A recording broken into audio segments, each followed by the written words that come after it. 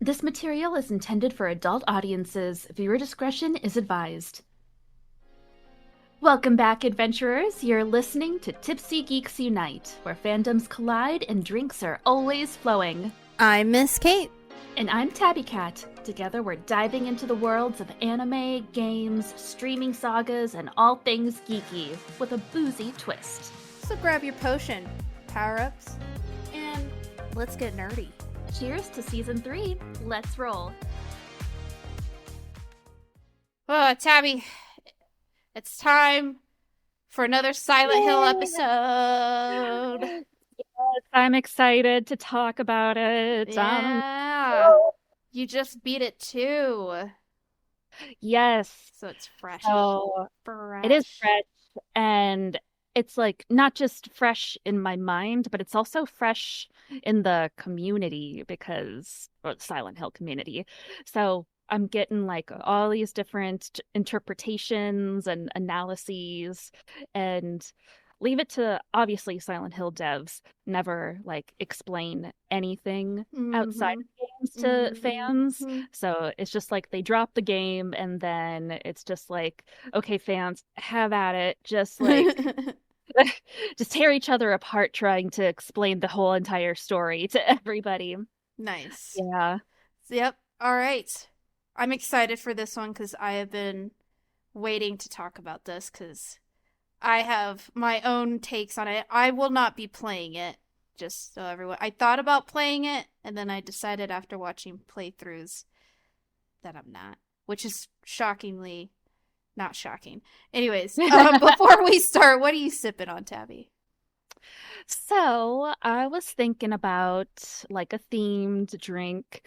So I was thinking, okay, so Silent Hill F is very different from the core Silent Hill games, and it takes place in 1960s Japan, so the Showa era, in a place called Ebisugaoka. And I was like looking up like what was the most popular drink in Japan in the 1960s, and I was like it's probably going to be sake, and lo and behold it was sake. So I got organic sake, Hakatsuru sake, Junmei sake. It's organic. Ooh. With it says JP Japanese Bio 154 non-EU agriculture, which I don't know what that means. But on the back it says brewed with the same expert technique which has been passed down the Hakatsuru through centuries. This USDA certified organic Junmei sake uses high quality organic rice and spring water from the famed Mount Roko. Dry and full-bodied, it is smooth and versatile and is enjoyable chilled, room temperature, or slightly warmed. And I'm going to be enjoying this room temperature because I just got it delivered to me. I love warm sake. Cold sake's good. Room temperature sake's good, but warm sake? So heavenly. And I really need sake cups. But What? whenever I see them, they're always so expensive. Oh. And then I'm like, when do I ever have sake? Because I don't have sake very often anymore. I drink it a lot. So I have 2 sake sets here at the house. I should at least get like 1 cup. Yeah, I have like a full like 2 full sake sets. Like it has the 2 cups and then it has the bottle that you pour it out of. Like I drink a lot of sake and soju, so I have the fancy serving dishes or whatever you call it. So they're nice to have. It's really good. Sake's smooth. I don't think I've ever had a bad sake in my life. Honestly, it's kind of hard to fuck up. I think some of the cheaper ones feel a little too artificial sometimes, but yeah, it's difficult to fuck up. Yeah. But this one is really good room temperature, so I like it. Nice. Sake. And what are you having? I'm not drinking alcohol today because I have to go out and be social later. So I'm actually having a matcha latte because, I'm a matcha bitch. So And I was Well, like, well, perfect. it's perfect because the Japanese love their green tea and their matcha. And so I was like, well, I'm going to have myself a matcha latte. I've been addicted to them for the last year or so. I've always drank green tea, but like never really got into like the matcha, like where you whisk it, make it a paste, and all that. So Mm-hmm. now I'm into it, and I make it every day. Hey, it's good for you. It is, and it's delicious, and it's cheap.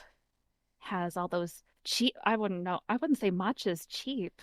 To me, if you saw the amount of tea I drink, especially I love Oh, black tea, the amount I spend on like 4 or 5 different types of black tea, I can buy like a huge thing of really good matcha. Like matcha is not cheap by any means, but it's cheaper for me to buy like a huge thing of matcha. mm-hmm.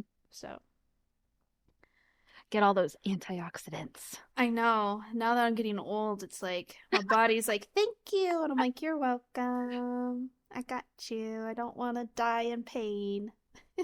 Oh God.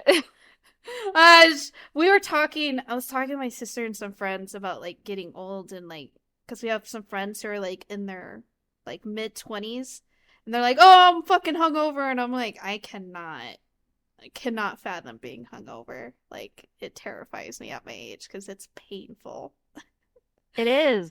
Like, it's Oh my God. the Can't do recovery it is so anymore. bad. Yeah. And so I told him, when you get older, like, I drink more wine and I don't go out as much. And I've, like, a lot of my diet has changed just because, like, my body's changing. So I need to.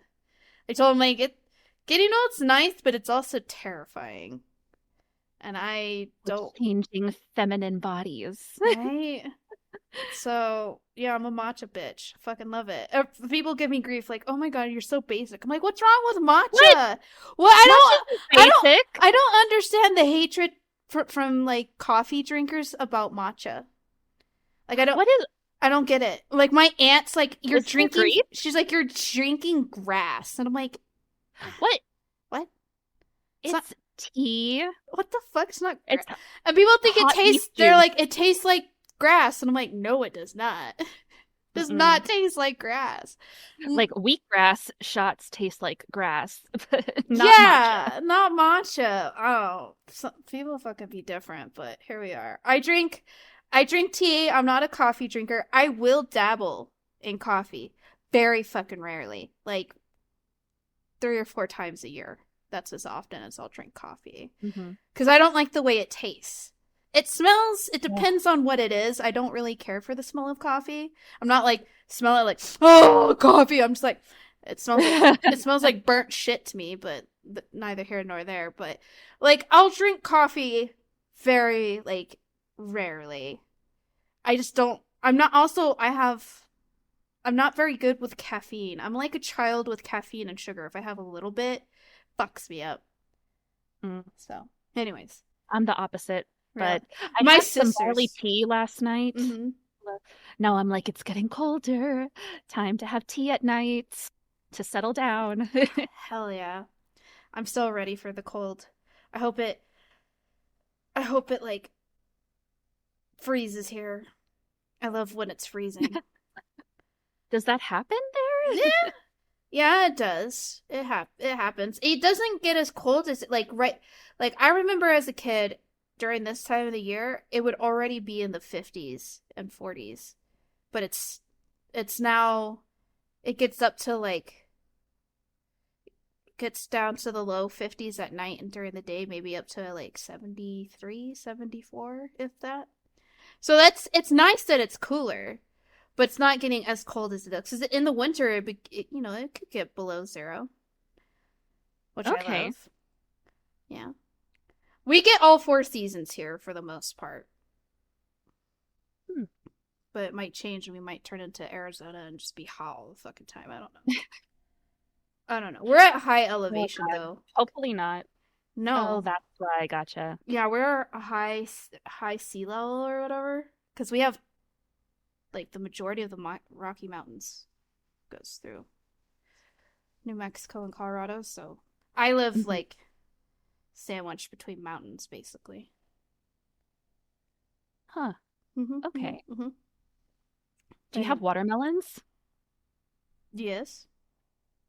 I didn't know that like watermelons grew off the side of the Rocky Mountains until recently. Mm-hmm. Yeah. We get all kinds of weird shit. Yeah, we have all of that. Surprisingly, yes, we do. So, like, it's crazy. New Mexico, like, from Albuquerque north, like, if you go up to, like, Colorado, it's it's very foresty, mountains, right? If you go Hmm. south of Albuquerque, it turns to a fucking desert. So, we have big geographical differences. So, but yeah, further Yeah. down, it's just straight up desert. Like what people think a desert is with cactus and dirt and Hmm. rocks. That's southern New Mexico, and the northern looks a lot like Colorado. Like when you think of like Denver and shit Yeah, like I that. don't know much about that area, but I learn a little every time I go. Yep, the more you know. TLDR. Anyways, we digress. It's Silent Hill.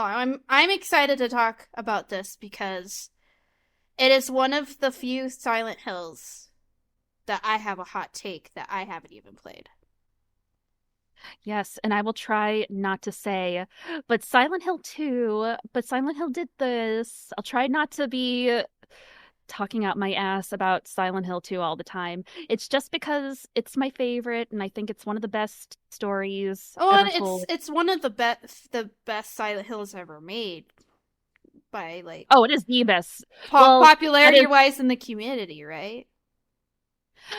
it is, I mean, it's debated which Silent Hill is the best, but just my personal opinion Mm. that I will die on is that Silent Hill 2 is the I've best. heard so much more about two than the other ones. Like I've heard of one and two and three, but out of everyone I've known who has played Silent Hill, two is their favorite. Just the story, the like how haunting it is, and Hmm. all of that. It Two is just surpassed all the other Silent Hills. it's nice that everyone has a different opinion. Like the deep lore fans, everyone has a different opinion about which is their favorite and which is the best, and it each one explores different themes. So Mm-hmm. it's always nice to hear like the civil debates about which is the best. But I'm I just think Silent Hill 2 is one of the best stories ever told, like It in stands history. out like out Like of I would say yeah. it's maybe like in the top 200 best stories ever told, I would say. I mean, Uh, when I think of Silent Hill, I think of two because out of all, I've mhm. seen every Silent Hill. Like I've seen playthroughs of every Silent Hill, and that one is the one that when someone says Silent Hill, I think of that. I think of James. You know, Yeah. it's Well, like when you the think of remake Resident. just came out. Well, I mean, even before the remake, I always thought of that one. Okay. Yeah, it was always the one I thought of. Like I remember it the most. It's the one I most enjoyed to watch as well. I've watched all of them been played, and I think that one was always the more was always the one that I could actually get into. Yeah. It's like I Resident Evil. When I think of Resident Evil, I think of Resident Evil 2. Like I've played every single Resident Evil basically, and 2 is the one that I think of the most. Is that one? It's interesting. more. I think it's the most iconic, in my opinion. I I think of Biohazard, I think, because that was the first Resident Evil game I think I played. And that's when I really got into Resident Evil, but Fair enough. Yeah, I played the first Resident Evil I ever played was actually 5. oh God. I played 5, 6, and then I went back and I played 1, 2, 3, and then 4, and then I played Biohazard and then Village, and then 4 Remake came out. And then I've played a couple of the other ones, like Raccoon City, Zero, Revelations. There's like a few others. Anyone on the any of the ones that are like on Wii or whatever, I didn't So touch. many spin-offs. Yeah, but like the ones I could get like emulated or they're on like Steam or whatever I played. But yeah, 2 has always just like five's iconic in its own right because it's just so fucking meme. Hmm. But 2 I think was the funnest one like still the best one I've ever played just because I love the puzzles. I love how you have different scenarios with Leon and Claire. It scared Yeah. me. I just it's such a classic horror game. I love to. Like Oh yeah. 3 was okay. Like I've played the original and the remake and they're okay. I'm not a Jill fan and I will die on this hill. Hot take to everybody. I don't fucking like Jill. I don't give a shit about Chris. I'm a Claire and Leon kind of girl. So, That's okay. You're in a safe space where we can share our opinions. but yeah, no, Silent Hill. Like when I think about Silent Hill, I think mostly of the first 3, but 2 is just it's my favorite to watch as well. Just the puzzles in it are so, and then just everything, the way it changes into the fog and all that. Ooh, gives me the Silent Hill hips. or Silent Hill 2 and Resident Evil 2 are so good. Why is it 2? Why is it the second one? Well, I like to think the first one, which was the first Silent Hill came out on PS1. Mm-hmm. So you got PS1 graphics and you got a game that was really just trying to figure out their foothold and what it was. Mm-hmm. And at least if it wasn't the first, it was like definitely one of the first horror games that reached mainstream audiences in the Mm-hmm. West Mm-hmm. that it was I think it was just figuring itself out and what Mm-hmm. it wanted to be as a franchise and then it got more perfected in two. Yeah, and then it went downhill from there. Well, depends who you talk to. I mean, three's okay. 3 is okay. 4, which is what the room is, Yeah, it's the room it's one. it's whatever. And then after that, it just wow, it went off the deep Oh end. yeah. I we shall not talk about the games that will not be named that are the American made Silent Oh, Hills. okay. See, that's stuff I didn't know. But all right, it's over to you. This is your baby. Educate me. Yes. Tell me. So, Silent Hill F is, like I said, set in 1960s Japan in the Showa period in a town called Ebisugaoka, which is actually a real place, which Japan likes to do is make their settings real places in Japan. And you can visit it. I believe it's a completely abandoned town, just like with a bunch of overgrowth and stuff. And it's very tiny, but that's what happens. And so we start. I wanted to talk about the story first Mm-hmm. and then get into the gameplay Sure. more. Um, so obviously the main character, her name is Hinako, which I think means bird or sparrow, I think. I'm Mm-hmm. not 100% sure Cool. what exactly Mm-hmm. You're right. it means. Yeah, you're right. So there's a lot of like bird symbolism Gotcha. in the game. Um, and we um so the game was developed by Neo Bars Entertainment and published by Konami. And obviously when you think of Silent Hill, now you think of Bloober Team. I'm so excited for Silent Hill 1 remake with Bloober Team. So excited. Mm-hmm. Um, but going back to this, so Silent Hill, you think of Silent Hill, you think of the town Silent Hill, and then you see this game and you're like, or at least I was like, well, what the fuck? Why are we in 1960s Japan when this game was always set in a fictional American town of Silent Hill? And then you come more to realize that it's not really about the town. It's like about the state of mind, man, about the torture. Like Silent Hill is all about the torture and the prison that we set ourselves in, and which is definitely the case with this game too. And there is actually, I found out researching, a connection to said town Silent Hill in this game, which Yeah, I I was would gonna have ask never you. I was gonna I would have ask you, never yeah. found it on my own if I never would have made the connection if I didn't like research this. But Ooh. But yeah, I was gonna ask you because this is all I have to say mostly for the episode. Is I've played. Why I was intrigued by this Silent Hill when I thought about playing it is I loved anything Asian and I love Japanese horror. I've played all the Fatal Frame games at least more than once.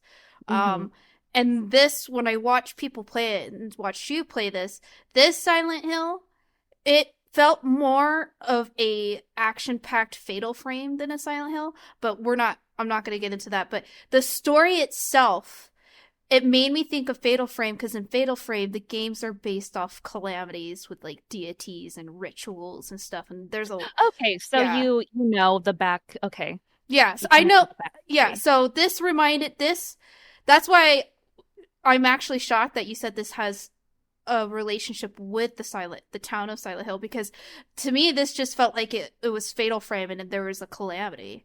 So I was like, how is this tied into the Silent Hill universe other than like the mental torture that we put ourselves through? But anyways, that's all I have to say. I I did like I have played Silent Hill 2 the remake, and I've watched multiple playthroughs of 1, 2, 3, and 4 along with the other ones. Mm-hmm. But it doesn't mean that I remember every single detail about the town. Mm-hmm. And um, but I'll talk about the connection later. Um, so it also obviously we're going to talk about like feminism because of Hinako's struggles with um feminine identity in this time period, because this game is from Hinako's point of view. Like all Silent Hill games, it's all about the point of view of the main character. Mm. So the you're not seeing like the objective truth of what is there. You're seeing her interpretation of herself, the Mm. town, her friends, the monsters, her parents, etc. So it's you're seeing the world through her lens as a girl um going through the struggles of a regular girl in 1960s Japan, which I was looking up a few things about like the time period, and I was looking up like the second wave feminism in the US cascading over to to the east into Japan, where their more feminine second wave feminism was a little more all over the place. Mm-hmm. Um, but it didn't really start or hit until the late 1960s, and we're not known like an exact year of this game. It's just 1960s sometime, I don't know. Um, so there was a turning point in like finding a love marriage, women's place in the home, in society, and the evolution of women getting work and being more than just uh, an attachment to her husband, and her only value being the keeper of the home, birthing kids, and the husband. So that's the themes you're going to see, and also how the societal restraints also affect men in this game as well. But you see, since it's Hinako, we're looking through her perspective. We see how that affects her and the feminine side more than the masculine side, mostly. Um, so also, I'm not going to say anything like nothing I say is going to be an objective truth, because this game is all about interpretation and metaphors and symbolism. And I feel like when I talked about Silent Hill 2, that was more concrete in what I Mm-hmm. was telling about the story. Because, oh my God, this game is the story is fucking confusing. Um, in how it tells a story, the timeline of events, this so much symbolism. There's like three different religions in this game I had to figure out. And, It sounds like and Fatal Frame. It's like everything I'm listening to what you say, it sounds like I'm fucking playing a Fatal Frame game. so more more than like Silent Hill 1 and 2, uh it's like this is more Hinako versus society rather than I have to find my wife and I have to find my daughter. So there's a lot more to like expand upon in this game. I was like, man, this game is fucking detailed. It is so detailed. It's like I can't cover everything that they put into this game, and none of it's going to be objective truth because everyone's interpreting it how they want to interpret it, and I'm just interpreting this how I think the game is interpreting things. So don't be mad at me if you don't agree with me. Um, okay, so when the game begins, um, we find that Hinako is running from home to meet her friends because she's having an argument with her father, which is not a uncommon thing in the household because Hinako's like a badass motherfucker who she's not like a wilting flower. She's got a backbone and she's a tomboy. And those are things society doesn't like. Z Snap. She also has an older sister named Junko, who in the time of the beginning of the game, she has already been married off to someone and she is not she's not like a character. It's like I like the metaphor of after a woman in Hinako's eyes gets married, it's like she is dead because we never see Junko's face. And that's symbolism that a lot of like anime and Eastern media likes to do Mm-hmm. when a character dies, is never show the face. Mm-hmm. So Hinako's running to town to meet her friends and basically run away from her house because she hates her parents. She hates her father and she hates her mom. And when she meets her friends in town, no one else is there. It's just her friends. It seems like an abandoned, not an abandoned town, but it's like very desolate town. We don't see any other characters besides her parents and her friends and like her sister and one other character in the entire game, which is a very Silent Hill thing. Um, so when Hinako's talking to her friends, she's talking about making a decision, and her parents were trying to urge her to make a decision as well on something, which we don't figure out what the decision she's making is until much later in the game. And when we approach her friends, we see her male friend Shu with a pillbox that he hands her. And we also meet Sukako, which is another friend of hers with pigtails and is the daughter of a local shrine keeper. So she's a shrine maiden. It's anime. And we meet Rinko, who is our friend. I don't know why, because she is a bitch to us. Fuck Rinko. My And homies say Rinko. fuck yeah.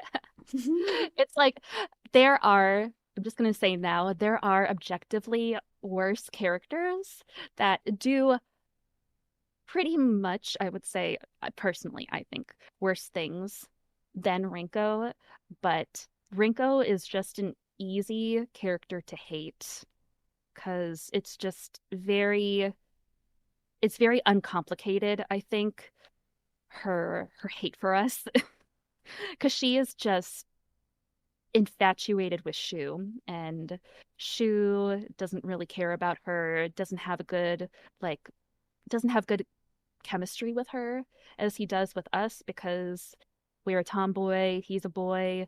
They would grow up playing Space Wars together, which I thought was really cute. Um, I was like, oh, it's the not like a Star Wars. I don't know why I thought about Star Wars, but it was cute. I knew the Space Wars was going to kind of be tied to the UFO ending, Mm-hmm.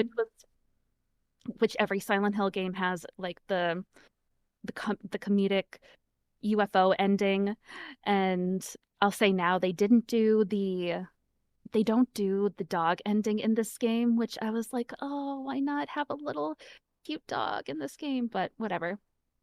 Um, and let's see here. They talk about a decision Hinako has to make, and then all of a sudden, Sukako, I don't know if I'm pronouncing her name correctly. If I don't pronounce Sakuko, okay, sorry. If I don't pronounce names correctly, I apologize.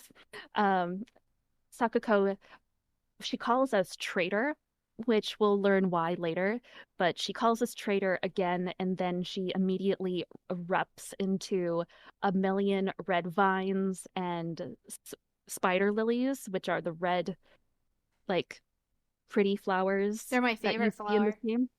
I love them. Really? Yeah, they symbolize death and stuff, but I think they're Hmm. beautiful. Yeah, one of the many symbolisms in this game. But she shoots up in a bunch of red vines and spider lily flowers and stuff and dies. It's like not even 15 minutes into the game. Sick. And our first friend dies. So with we run away, Rinko and Shu run away. And also keep in mind that Shu gave us that pillbox because it is an important detail later. um So everyone's array, and there's an explosion of red flowers and red vines that's enveloping the town. And so eventually you got to run around the town, and Hinako has to make her way back to Sakuko and gives her a burial, quote unquote, in the town's convenience store, which apparently she always wanted to be the daughter of a convenience store owner instead of a shrine maiden. And she hated like, her responsibilities with that. So we don't really get to know a lot about Sakuko or Rinko, I feel like, compared to Shu. Um, and then we meet Fox Mask, who which we are transported to the Dark Shrine, which is like the another world in the game. We get transported between two worlds in this game back and forth, and we are in the regular world and we're in the Dark Shrine world. And in the Dark Shrine world, we meet the Fox Mask, who is the head of the Tsukaneki clan. It's where the Tsukaneki clan lives. And the Tsukaneki clan is tied to the current gods of the town of Ebisugaoka. And the religion, which is the Oinari Sama, I don't know if I'm pronouncing that correctly, but Oniwara-sama? Oniwara, I think it has an N in there. I don't know. But it's a religion that you have to give your broken or you have to give your broken like tools to. And oh my God, just going over the three religions and how they're tied together and Fuck yeah. like oh my God, I can't go into detail because it's very confusing for me and I just didn't have enough time to absorb all of it. Mm-hmm. Basically, oh God, it gets tied into Japanese history and it's basically okay, so I was like, oh my God, they have like put so much detailed history into this game that you wouldn't have I didn't know about when I was playing the entire game because you just get these pieces of like Silent Hill games like to do. They like to breadcrumb you with information, backstory, and everything. But this one, I was just not connecting the dots when I was playing until I was looking everything up. Um, It's the town goes into the history of Japanese mythology with Susanoo, Susanoo and Orochi. And when Susanoo cut off one of Orochi's heads, one of his 8 heads, one of Orochi's heads fell near where Ebisukuoka is today and is the explanation for why there's a lot of sulfuric sulfuric what is it sulfuric gas trapped below the town, which kind of leaks out at times. And So it smells like rotten eggs all the time, or what? yeah, it's like you hear like at the very beginning, like there's one report on the radio and one like piece of information in a newspaper or something, and it's like you could go over that. I totally forgot about it because it took me like a week to play the game. And then it's like, oh, there's the water dragon god, and then there's the sacred tree god, and then became and then the sacred tree was struck by lightning and was no more, and then becomes the Oinori sama, the fox god.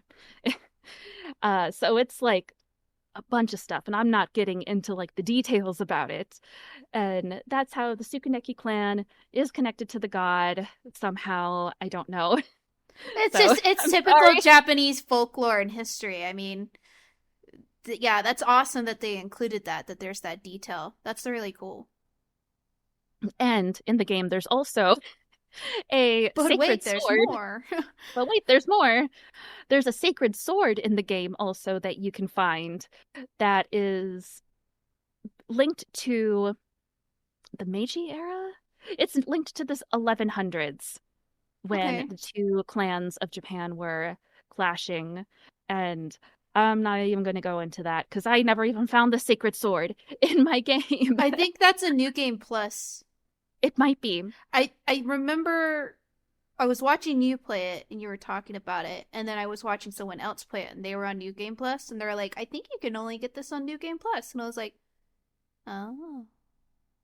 Yeah, it's like there's 5 endings, and one of them being the funny UFO ending. So basically 4 core endings, and none of them are canonical. What? Um, I mean, none of them. I shouldn't have said that. None of them are the like correct ending. You can interpret which ending is the is Hinako's ending for yourself. The Silent Hill devs don't say this is the actual Mm, true ending of the game.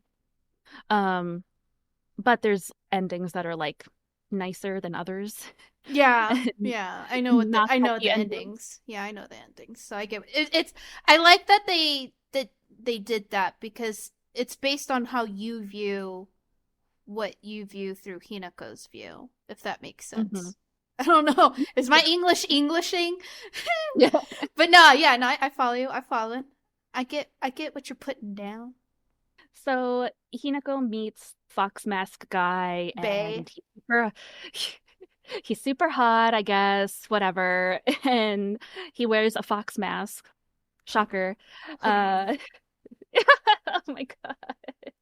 I like me some white haired men, Asian men. Mostly Asian men, but I like me some white haired men. Uh, so let's see here. Okay, I have a question though.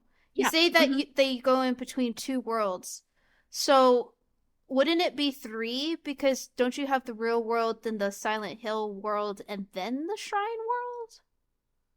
Or am I just tripping? Mm, I, in my opinion, there's not a third Okay. place. Okay. I was just Like, wondering. I might equate Silent Hill to the Dark Shrine world, Ah. or it could be the town. It's like, I don't, it's up to interpretation, Okay. Just checking. but there are two. I know there are two. Distinctly, there's two. Yes, at least. Okay. And you are thrown back and forth from the town to the Dark Shrine world, back and forth, and um which was confusing for me at first because you have to because the Hinakos, which I didn't realize until after the game, after I beat it, was that the Hinakos in each world are two distinct Hinakos, Huh? which That's I'll get into more okay. later. Okay. Okay. But you have to realize there are two Hinakos, that one in each world. Hmm. Um, Need more um, alcohol. need more alcohol. And Fox Mask is like, hey, we gotta go to my like castle, my mansion. And it's like he basically leaves you to do all the heavy lifting of getting into his mansion and fighting monsters and doing puzzles and like I will say maybe I'll say it now. I like the puzzles majority of the game until one, which I'll talk about later. So when we are going back to the town world, we wake up in Shu's lap and head out to Rinko's Ooh. house to see if she's Ooh. there because Rinko ran off somewhere. It's like we could have died or something. Oh no. Um, but I know it's like Shu is our Space Wars partner. We've been like BFFs from childhood and growing up as a tomboy.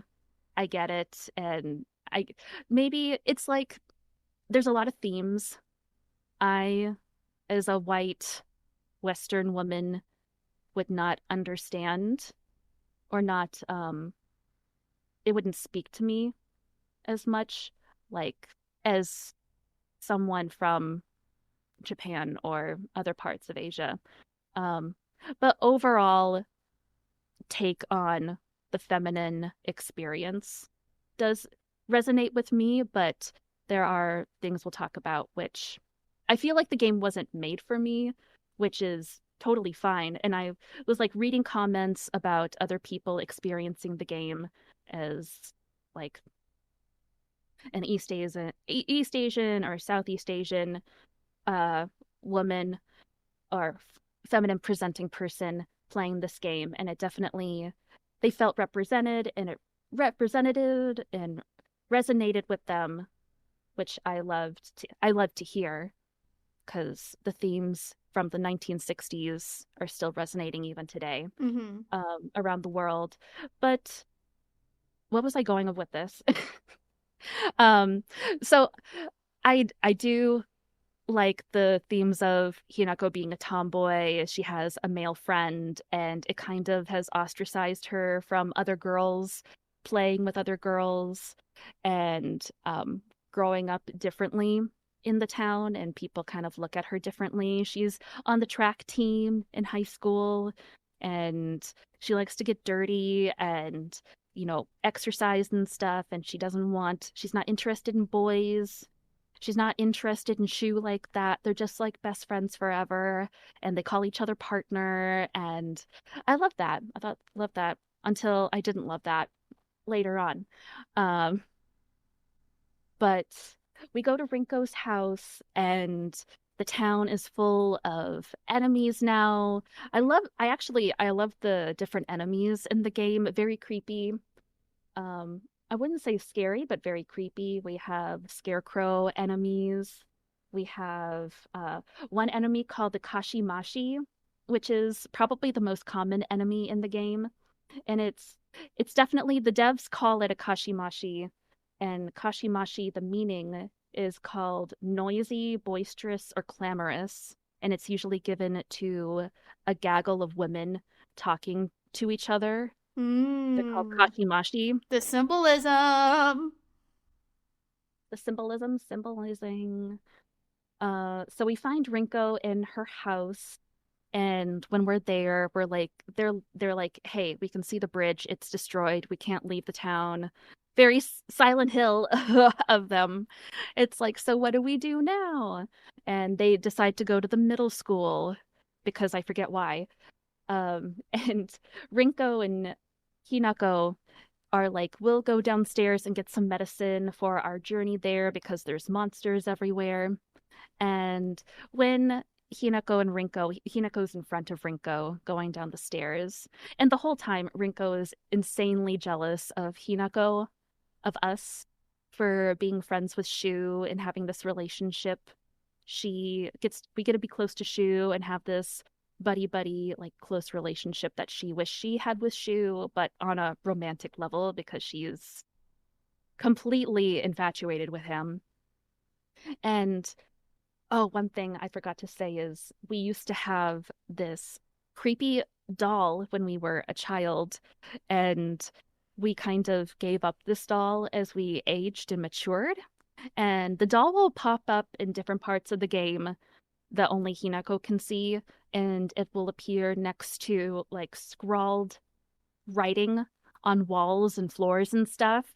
And when you're going downstairs with Rinko, it has in writing, it says, "Don't trust Rinko." And it's like, oh my God. And the camera pans to Rinko. It's sentient.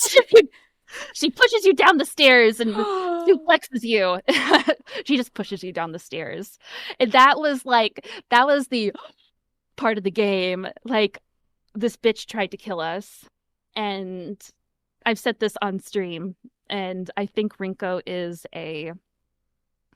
she's not a nice person.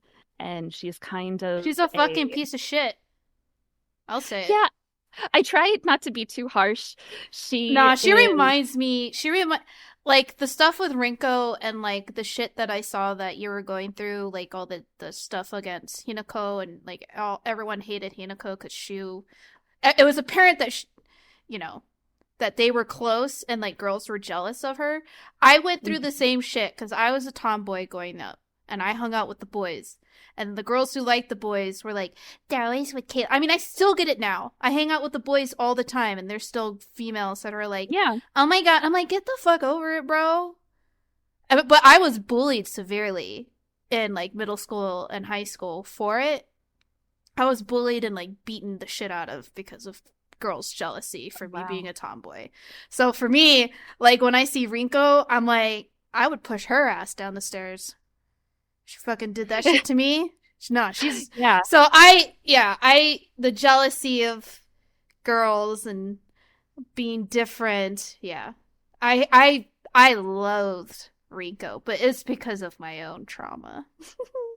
Yeah, I feel like, and I've said this on stream, she is a product of her environment. Oh and yeah, the time period. mm-hmm. And I was like, and I would forgive her for that. I wouldn't. If he didn't try to fucking kill us. Dude, yeah, like when when at first I like saw the jealousy, I was like, okay, stereotypical shit, right? And then like the violence, I was like, all right, bro, we are going way over the fucking overboard here right now. Like you guys are in survival mode and she's too busy trying to get Shu's attention and then trying to kill you. And I was like, Jesus. This is escalated.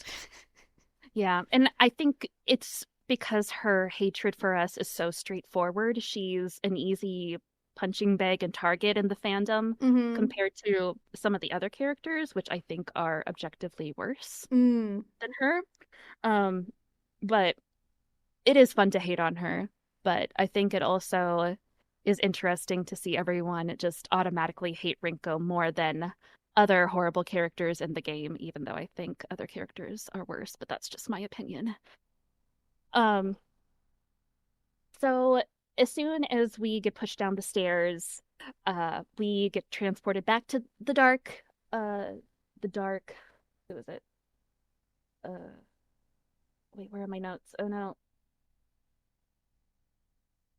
The Dark Shrine area.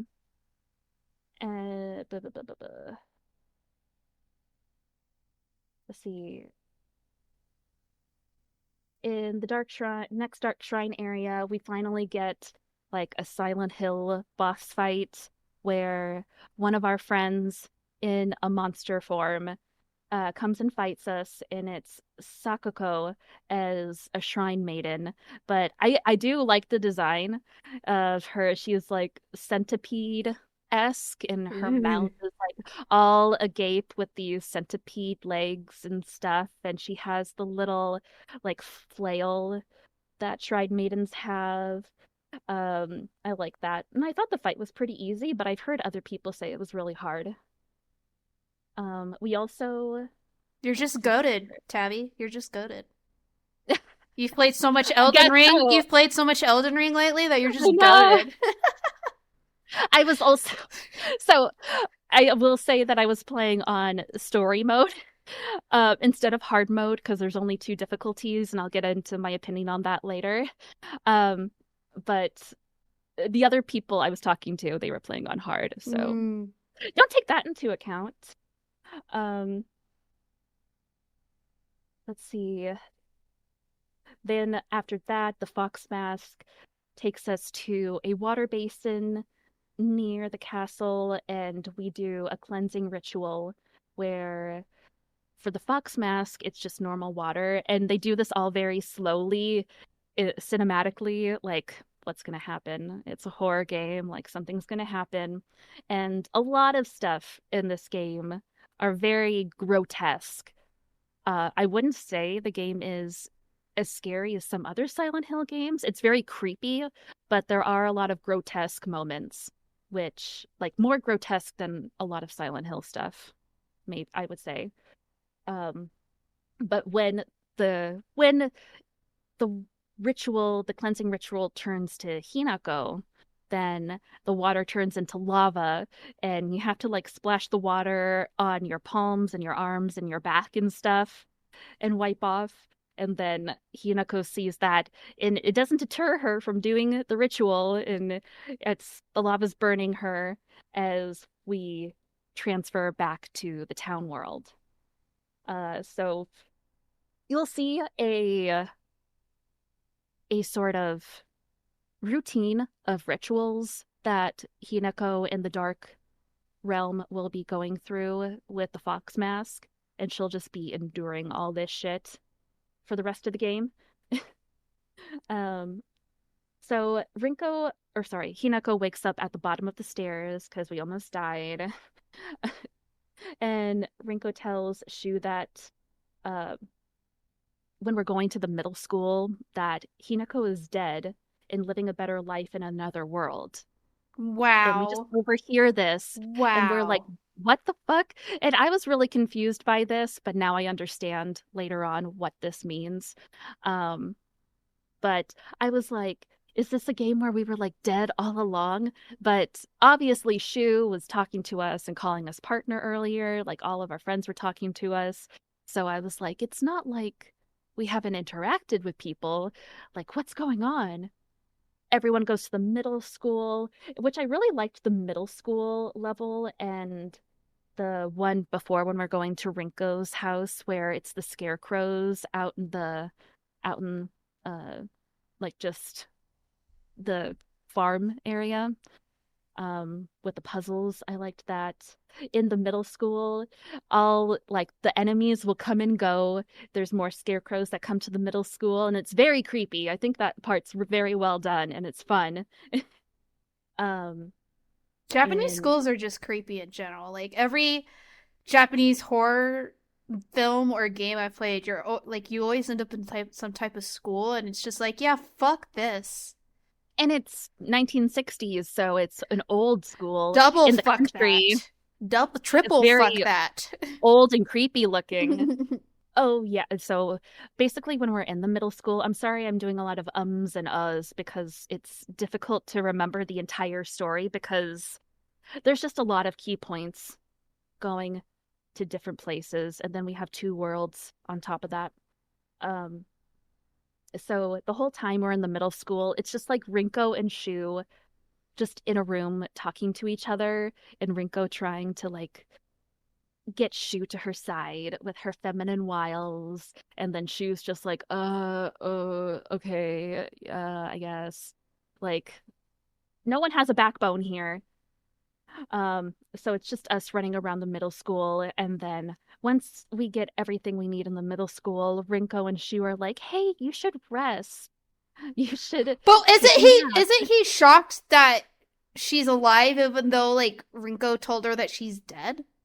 I I That's confusing. no, She told Shu that, it oh, Hinako's dead. And then, like, Hinako shows up, like, hey, guys. And they're like, oh, hey, you need to rest. It's like, you just told this Shu that she's dead. What? no, it is confusing. Um, but it'll be explained. Okay. There's an It's like explanation because now I was like, I'm there is confused an now. explanation. Okay.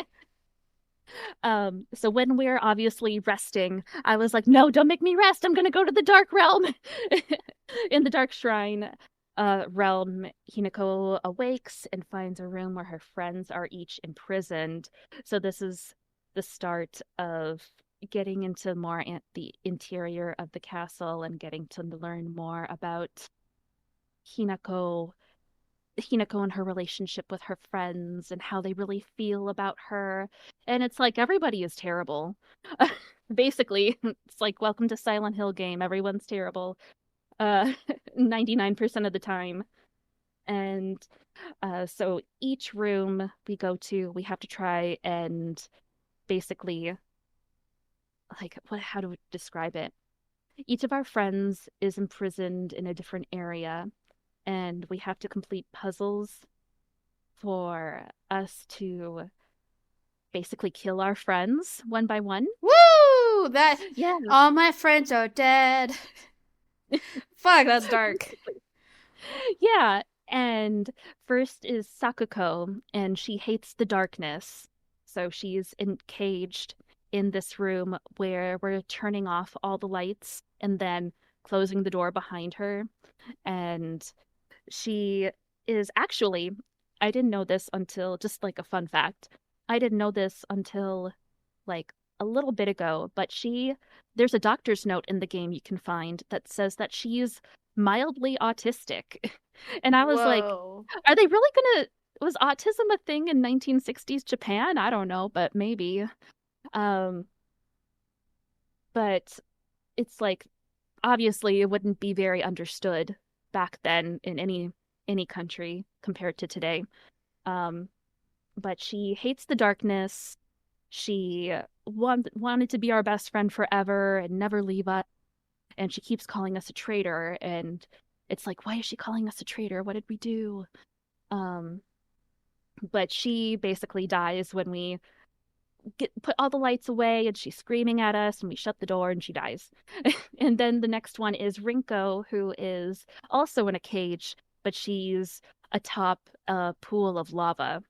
And we have to collect the things to put in the slots and release her cage into the pool of lava, which is basically I'll explain more later, but she obviously when we're looking at her personal notes and stuff, she's always like, I hate Hinako and no one else is good enough, and she's a perfectionist and she's the class representative and she doesn't think anyone is good enough as she is.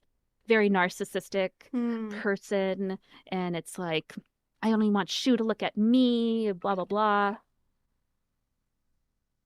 So she is being enveloped by this fiery hatred and jealousy in this lava. That's what that represents for her, what I interpreted it as. And for Shu, he is strung up by chains in the air, and he has a big chain collar around his neck, or like a shackle around his neck. And he's like, do what you gotta do, partner. Oh, So you just brother. flip the switch, like no hesitation from Hinako too, which I love. It's like cold, dead ass, just flip the switch, and he just chokes to death by hanging from that one shackle on Damn. his on his neck, and suffocates and dies. Sounds kind of kinky, that one. So it's kind of hinted at throughout the game, even at the beginning, like Shu has feelings for us. Oh, well, And yeah. Yeah. it's like the shackles are his restraints, and he had to restrain himself from telling us his true feelings.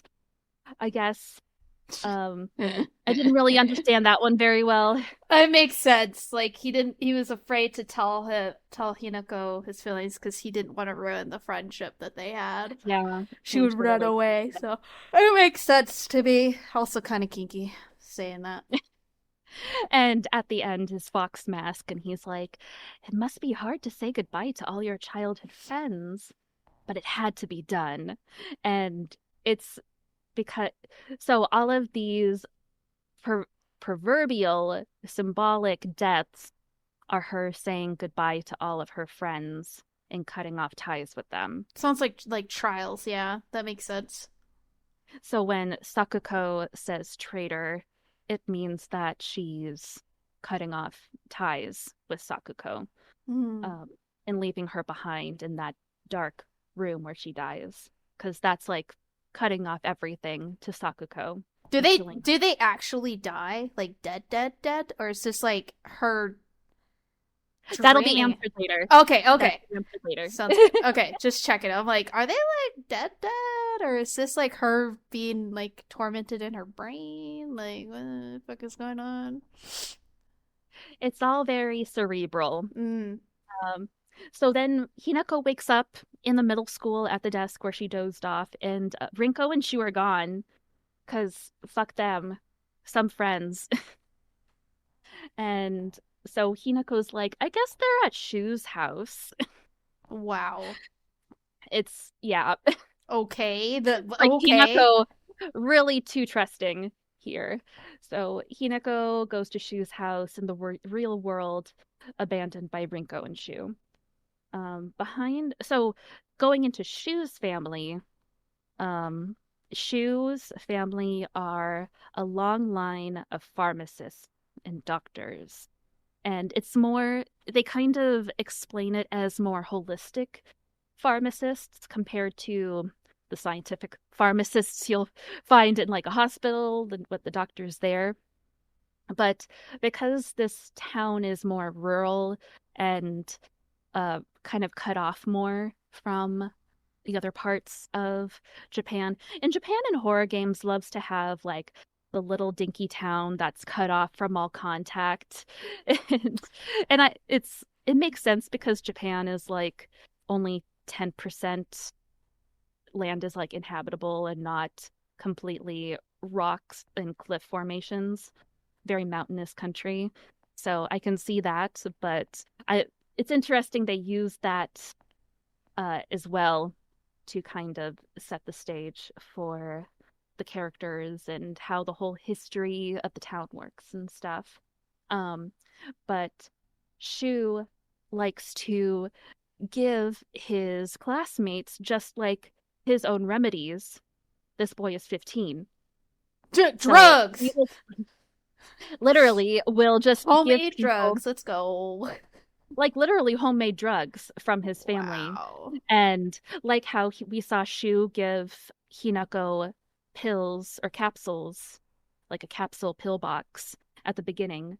And throughout the game, one of your healing items is these red and white pills that you can take. And you find many of them around. You just picking up pills off the ground and eating Crack them. cocaine. And and it's supposed to in the game it explains it as it's for Hinako's tension headaches and it's to help her calm down because like she has a sucky life with her parents and stuff. But he'll also be like shilling out acne medication and stuff to his friends at school. And there we find out another clue. Okay, so I'm going to go into the connection between Silent Hill, the town in the US, and Ebisugaoka. Okay. uh, so, something you'll find behind Shu's house is this note about a certain flower that blooms in very limited spots. It was brought over by missionaries from the West in the 1700s, and it's a hallucinogenic if you grind it up correctly and use it as a drug. And according to folk, this is like a cutout. According to folklore, the herb can give one the ability to converse with gods, visit their lands, and even awaken dormant powers. So they're back in Silent Hill. Um, if you know the cult of Silent Hill, there is a flower they use called White Claudia, and that is what was brought over from Silent Hill to Japan and is used as a hallucinogenic. Wow. Is that the stuff in the red pill? Well, these flowers are found around Shu's house. They like water, and they're also you find them around this little pond in Shu's house. Mm-hmm. And also in Silent Hill, you'll find them in various games around the waterways there too. So great attention to Hmm. detail there. I was actually very surprised. I was like, hey, that is actually a great link. So Um, so this like okay, so this flower hallucinogenic talk to gods. So like that's the only connection to this place in Silent Hill. So is Silent Hill even real? I'm so well, confused. It's it's all interpretation. it is all up to interpretation. There is a physical town called Silent Hill in the the world of Silent Hill. But when each of our characters go to Silent Hill, it's hard or never or hardly ever, I don't know exactly, but it's hardly ever like seen as normal. Mm-hmm. So Gotcha. it's all on how you interpret it. Oh. It's a state of mind, I Oh, suppose. brother. Okay. Fair enough. So Shu actually has used this drug on himself to lucid dream and talk to his other version of himself, which he does give to us. He was like, maybe this will help Hinako with her like anxiety and tension headaches. And he never tells us what he's giving us. He just says, this is for your headache. He doesn't tell us that, hey, this is going to make you hallucinate. This is going to make you talk to your inner self. He just gave something to us we thought we needed without our consent. Oof. And that is what you are continuously, if you take the pills, this is what you're continuously taking throughout the game. So it's like it begs the question, what is real to Hinako and what is she just hallucinating? Because obviously we're there, well, maybe not obviously until like you finish the game and get full circle things, but there are two Hinakos in these two different worlds. What's real? Who's like which Hinako's the real Hinako kind of thing. What a mindfuck. Yeah, he leaves a note in his house that says, it's clear she's not currently in her right mind. Why else would she even consider accepting the farce of a marriage that has been pushed upon her otherwise? Hinako's news to speak to, Hinako needs to speak to her inner self just as I have. So we also find out that this decision from the very beginning of the game that she's trying to make is a marriage proposal, Mm-hmm. which I'll get into more as we go on. So, Hinako, after that revelation, she's back in the dark shrine area with the fox mask and he tells her there's going to be three rituals of suffering. Going to be a lot of suffering that will need to be performed if they are to be together. So basically, like the whole time, the fox mask is like pining for us and shit, and Hinako's just kind of going with whatever. So the first ritual, did you watch the rituals? Yeah, I know what they are, and I'm gonna say this because this happens a lot in the Fatal Frame games. In Japanese and also in like Chinese, I'll just say Eastern Asian. I know more about Chinese, Korean, and Japanese. But during these times and in these like horror games and these folklore stories, the bride, unfortunately, it's always the woman for the most part, has to go through Mhm. these pains of suffering. And it's due to the kind of the religion, like Buddhism, like you have to let go of all your desires, whatever it is, and it's Oh, painful wow. for people. It's painful, like you give people who are addicted to food or greed or sex or this or that, and like, in Fatal Frame, if you ever played Fatal Frame, like a lot of the brides or girls who don't want to, they're like, I don't want to die, or I don't want to give up my life to marry this person or for this life or to become a shrine maiden. It's a lot about sacrifice. Whether and a lot of these sacrifices are portrayed through the characters like a form of physical pain and Mhm. or like mutilation, because that's how painful it is for them. So, you know, when people are like, "Oh, you like the fox mask because he has white hair, he's a fucked up dude." I never said I liked him. I just like the way he looks. But when you look at this mutilation, people are like, "This is fucked up," and I'm like, again, it's the symbolism as you spoke about, and this is actually very common in Eastern Asian Mhm. stuff. So yeah, I saw him. It's fucking brutal.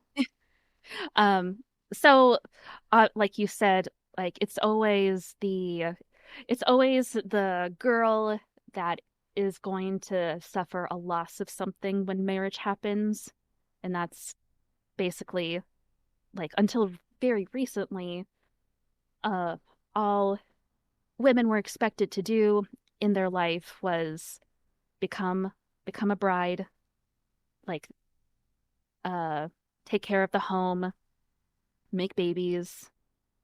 You're there to serve your husband. Mm-hmm. So obviously, so you now would assume that the marriage proposal is to fox mask in this world. So we are going through these rituals to prepare us for marriage, which are very gruesome, and sawing off our right arm in one very brutal scene, and stitching on the fox arm, which kind of when I look at that arm, I don't think fox. Neither That do this is I. It looks this like is a a fucking nitpick. were. It looks like a werewolf arm. It Ah, looks fucking like walks. something a wolf would have Like on. a wolf, yeah, not a fucking fox. The fuck? Yeah, I saw that and they're like, "That's a fox arm." I'm like, huh? Huh? 1 + 1 = 2. That does not equal fox. That's a wolf arm. If I ever saw one. Um, Hot take. but the it's a nitpick, but the arm is very nice as a weapon. But Oh, it's a also, weapon. I watched most of your playthrough. There was some stuff I looked away because I was like, I'll play this. So I didn't know it was a weapon. I thought it was just like, yeah, here's my strong hand. grab my strong hand. Oh my God.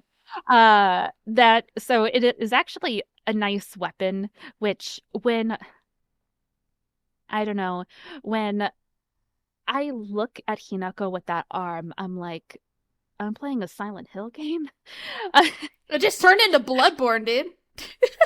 Right? But like, Um, but anyways, yes, continue. but then the next one is branding our back with the symbol of the Tsuneki clan, and then flaying the skin off of the top half of our face and sewing on the fox mask because like we have like the fox mask obviously is wearing this top half fox mask on his face. Mhm. And so we will have one too because we are married symbolically now. um and he's like always saying how he'll protect us and he cares for us, but I obviously the That's some twisted contrast, shit right there, dude. That's some twisted shit. it's obviously meant to have a contrast of, is this really you caring for us, is making us do all these gruesome Mm-hmm. rituals to become a part of your clan and be your your wife. Feels like hazing. Hazing, it's a uh pretty Lightly. hardcore form of hazing. Yeah, I'm just saying, like, it just. when I think of like you're gonna be initiated into this clan, here, do this, like that's what I. It's a very intense fucked up form of hazing, but it just literally feels. That's the only. Ugh, it's gross. And when Hinako is in the dark realm, she has been very compliant with doing everything, like killing her friends and doing what the fox mask wants and mutilating her body, mostly compliant to that. But after finishing all the rituals, she's finally getting some inner conflict and self-doubt about all of this. It's like, now you're having self-doubt about all of this? About the marriage? If it was me, it would be a lot more, lot sooner than that. Uh, but she starts having this inner conflict about who the real Hinako is.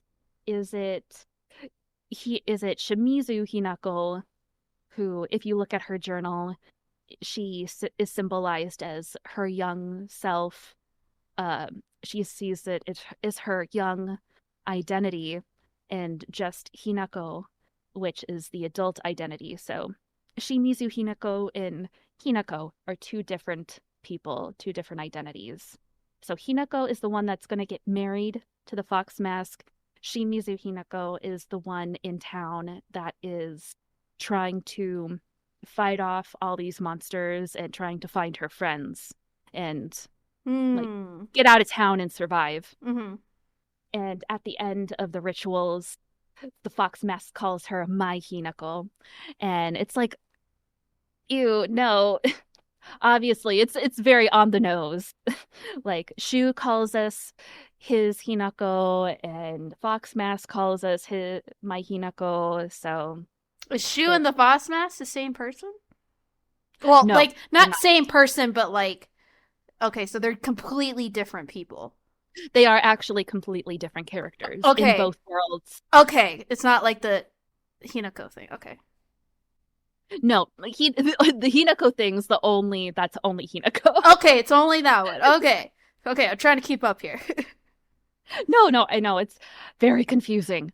If I hadn't analyzed all this and looked at a bunch of videos, I wouldn't have understood any of this. I was left at the very end very confused. uh, so Hinako wakes up to see her sister in the town world, Junko, and haven't seen Junko for forever.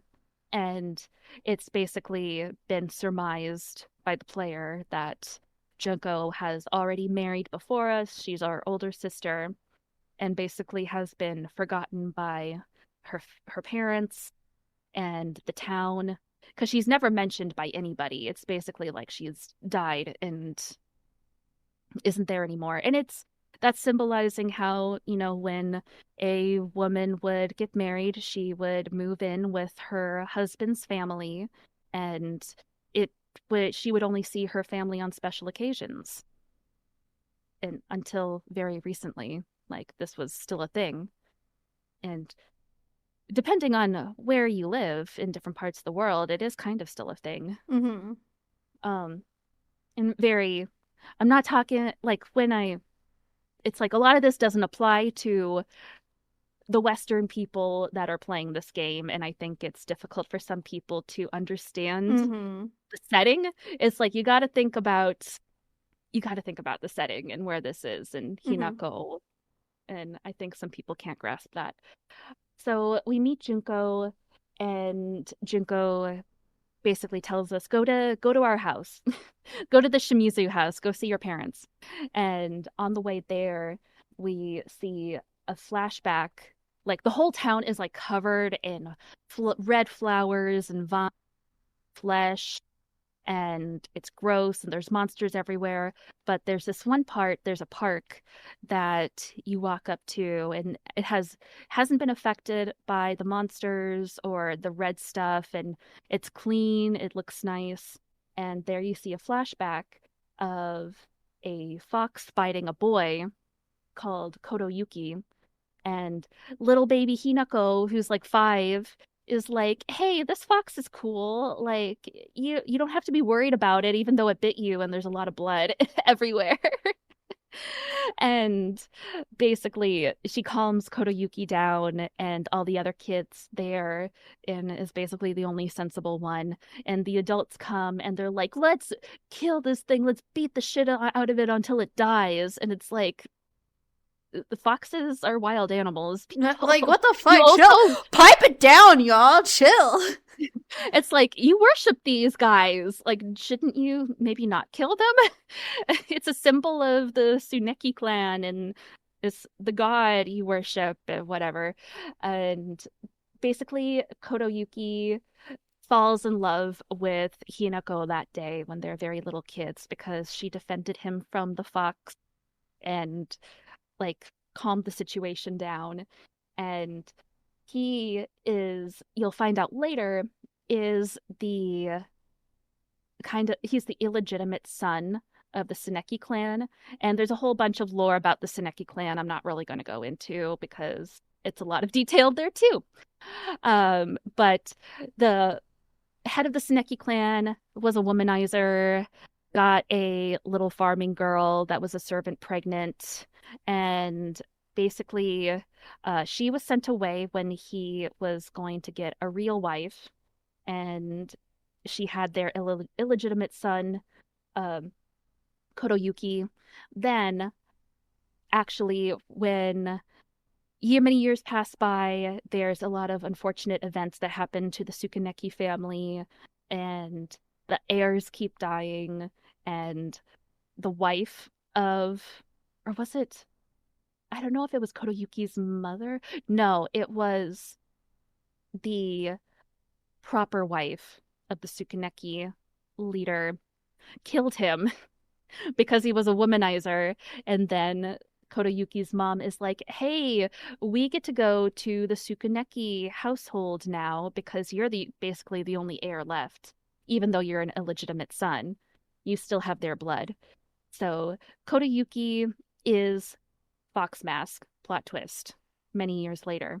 Mm. And because he had to move away from Ebisugaoka to the Tsuneki clan in the dark realm, I guess, he kept in touch with Hinako through letters all these years until the current time, um, which is when he proposes to her in letter. Like they never met each other since they were very, very little kids, but whatever. I'll get into more of that later. Oh, no, actually, I can talk about it in my notes. I'm there. So, Kotoyuki asked her to marry him. So, it's kind of coming full circle with the fox mask here. So, he pays a bride price for Hinako. So, he's exchanging goods and services for his woman. So, um, it is still, it was paying for a bride. A bride price was still actually common in the 1960s A Showa dowry? era. Yeah, Okay. I yeah. was like, you're saying a buy price. I'm like, you mean a dowry? They call it a bride price in the Oh, game. okay. So that's still something that was common in Japan in the 1960s apparently, and only in the 1960s did the number of love marriages outnumber the amount of dowry, like uh Arranged bride price marriages? arranged marriages, which is crazy to think about because that was only 80 years ago. And when so we go to our family home, and this is the decision from way in the front of the game, what her parents are trying to make her decide to do, what her friends are asking her, like, are you going to decide to take the marriage? Because she still, I guess, Hinako kind of has a choice in the matter, but also I don't know if it's like, if you're paying for a bride, do they have a choice? I'm not sure on that. It could be a cultural thing I just don't understand. But when you're in the Shimizu household, you see some flashbacks of Hinako with her parents. You find out that Hinako's dad is a drunk and abusive father and husband to her mother, and he is in a lot of debt. And this bride price, this dowry, would get him out of all his debt if Hinako sold herself. Or basically, in the flashbacks, Hinako says he sold her to Kotoyuki as a bride. So it doesn't feel like Hinako has a lot of say Mm-hmm. in this, but it pays off all of his debt. And you find a letter later that says, "Hey, Kanta, Shimizu Kanta, you are debt free and you no longer have any obligations to pay us, blah, blah, blah." Um, because he had like a failed restaurant, and I don't really care about the dad in his backstory, honestly, because he's an abusive asshole. It's very straightforward that he's not a good person, because basically what man is in this game. True. But dumpja. And it's an okay, actually, no, I won't say that just yet. Okay. But you're going through Hinako's house, and she'll say like, "I don't even recognize this place. I don't even recognize what my house looks like." And you're going through the house, and you see basically Hinako's friends hanging dead in one of the rooms. Like, okay, yes, they died. We cut off all our ties with them because we're going to get married. And we go into the next room, and we see sort of a celebration, a party with our parents. And it's like a celebration before she goes to her husband, Fox Mask. And Hinako confronts her dad. He transforms into a monster, and so does his wife. And what the thing with the flashbacks is that we see her dad berate her mom because, like, for no reason, basically. And he even throws a knife at Hinako, and just it shows you the abuse they both suffered. But even when Hinako would defend her mom would still defend her dad's actions. And I it kind of symbolizes how abusees will defend their abusers. And it's not just like something in Japanese culture, it happens everywhere. Like, um, it's just sort of unfortunate that her mom is just saying they'll not like, did I say support? It's more like they will explain away what happens to them and make light of it because they don't understand how bad it is. And it seemed like Hinako's mom was just, this is what happens in marriage, this is what's expected to happen. It's obviously not a love marriage.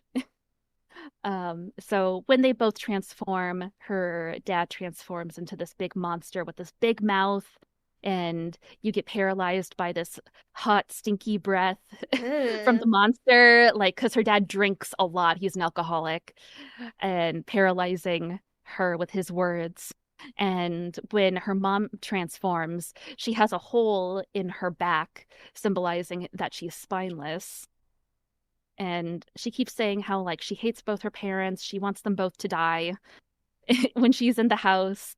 At, at first when she was like, "I want to kill my dad," and I was like, "Yeah, based." And then she was like, "I want to kill my mom too. I don't like her either." I was like, "Oh, okay." Okay. And she says like, "I want to kill the whole town." And it's like, "Okay, the anger Jeez. issues are popping up, Hinako. Okay." So you fight her mom and dad in mob form, and after you defeat them, they leave the house, and you run after her parents because they transformed back into their regular forms. And outside, oh God, I didn't talk about this. So the whole time when you're running away from stuff in the town, there's a fog, what's called a fog monster in the game. You don't know what it is, but you see the fog monster outside of her house, and the fog monster has these two fox arms, and like the big wolf arms, and the fog the fog monster, which is definitely feminine because it has a wedding kimono on, crushes both of her parents' heads in her hands, which is kind of badass but also scary, and shocking for Hinako. So Hinako's like had it all. Okay, sorry. Okay, so she's like Hinako's traumatized by that, and she gets transported back to the Dark Shrine world with the fox mask. And they're at the end of their ceremony. He gives her a brooch as a symbol of her being his, like property, like ownership. And they have two rings, but the two rings they put into these fox statues. It's all very fox themed. Mm-hmm. This ceremony. And then Junko comes up to Hinako. And when we see Junko throughout the game, because she doesn't have a face, she has this mask on that um, fully takes over her entire face. And I found this good theory that Junko's mask is a Karasu Tengu. It looks like a hawk. It looks like a hawk Mm. mask, but someone said it was a Karasu Tengu, which are um yeah, a figure with a crow beak and wings that often serves as a henchman for the most famous long-nosed Tengu. But they also symbolize uh punishment for not following tradition. So Junko has always complied to keep the peace. She married somebody and went away, and she's no longer herself. She doesn't have her own identity. And when you see her, her skin is like dead. It's very gray. She has these stitches and like marks on her body, and it's basically like the whole time she's telling Hinako, hey, don't have doubts about this. You can do this. Like, you got to kill that doubt inside of you. And at this point, she asks Hinako, did you kill it? Did you, like, sever all your ties from your girlhood so that you can marry Fox Mask now? And then I don't know if she answers Junko, but Hinako goes back to the town. Like, we go back to the town, and just after she watches the fog monster crush both of her parents' skulls in her hands, the monster leaves and is walking away. And Hinako's like, wait, bitch. And she runs after her. And you have to fight all of these monsters. And I hated it. It's like, I hate it when Silent Hill forces enemy encounters onto you. Ugh. But I'll talk about that later. But you got to follow the fog monster, and you're like, Hinako's like ready to throw hands, ready to kill this thing. Basically, it brought all of this misfortune on her. And when you catch up to the fog monster, it has no face because it's meant to be a bride. It's wearing a wedding kimono and has, depending on like the scene, I feel like it either has one or two large meaty fox arms, but I don't think that's symbolic of anything. If it's one or two. Um, and when you catch up to the fog monster, Junko comes out and is like, "Hey, fog monster, you need to kill Hinako because Hinako still has doubts about all of this in her mind about the marriage." And she gets crushed also by the fog monster, and Hinako wakes up in the dark shrine, and after sorry, now is when they do the ring ritual with putting the rings into the fox statues. After that's done, she transforms into the fog monster itself. What the fuck? Okay. The end. Well, that's an ending, basically. That is the default. Well, that is the default ending. So it kind of comes full circle because since there are two Hinakos, the one in the Dark Shrine realm is the Hinako that goes ahead with the marriage, the one that complies with the fox mask and tradition, um, and loses herself, her identity that way.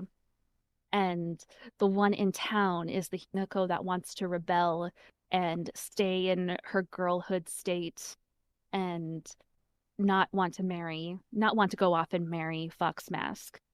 So when Junko comes out and says, "Hey, you need to kill this Hinako," which she's talking to the already transformed Hinako that's already the fog monster, that is Hinako that is keeping to tradition, killing the Hinako that wants to rebel, that doesn't want to get married. Does that make sense? It does. Like I looked up the endings, and I mean it is really based on interpretation. Like I saw that people are like categorizing them as like true ending, good ending, bad ending, and then whatever the other ones are. There's the space UFO ending. Yeah. But anyways, like it's all on interpretation, but it's like um it's very detailed. It's very Japanese horror because like when you play the Fatal Frame games, they only have one ending, but like they're so convoluted that you just sit there and you're like, what the fuck? It is very convoluted, and I would have never figured any of the story out from unless other people were analyzing the shit. For real. It's and And Silent that Hill is always very kind of confusing because there's a lot that you have to like you have to actually go into more. It's not like a simple playthrough. And I don't know. It's the story for this Silent Hill is very intriguing. It's very classic in my opinion. Um I didn't actually finish talking about the default ending. I'm oh sorry. no, there's more. There's a little bit more. So Wait, is it like default, good, bad, true, and then UFO? Those are the five endings?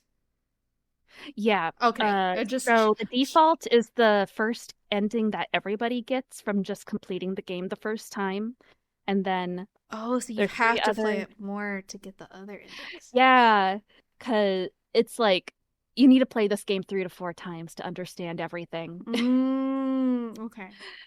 Um, so the first default ending is Hinako rebelling, is the decision you're making is to rebel against this marriage. And when you come to see Junko again, you're like, hey, you basically, Hinako has a panic attack about all of this and is prepared to trash basically the ceremonial room where the ritual, the marriage takes place. And Junko's like, hey, what are you doing? Like, are you okay? And are you okay with doing this because you can't turn back from getting married? And Hinako's like, I just gotta calm down. I just gotta take these pills and I'll calm down and I'll be okay.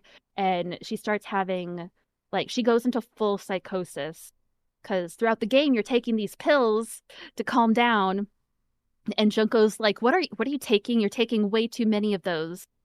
And you basically like knock down Junko to the ground and like kind of, I guess, kill her, I think, Oh, because she doesn't get brother. back up from being knocked down. Oh, And no.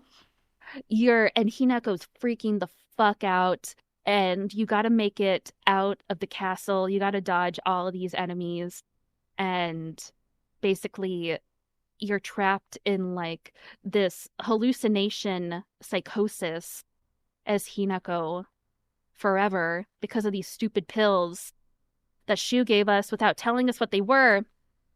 And when you're seeing actually like very brief moment of actual, it's like a fade in scene where police are talking about a woman in her 20s just killed 2 people and a bunch more and is on the run. with a lethal weapon. And you're thinking like, is that Hinako? But Hinako's not in her 20s. And it's very like people are interpreting that as Hinako is actually 20 years old in the game. But because you're seeing things from her point of view, she still feels like a high schooler. She still feels like a 15-year-old with her friends in Hmm. this town. So she's seeing everybody as how her ideal, how she wants to see them, and not as their adult selves. So so in the default ending, she kills, massacres everybody on her bride during the bridal ritual, and is running away and is being chased by the police.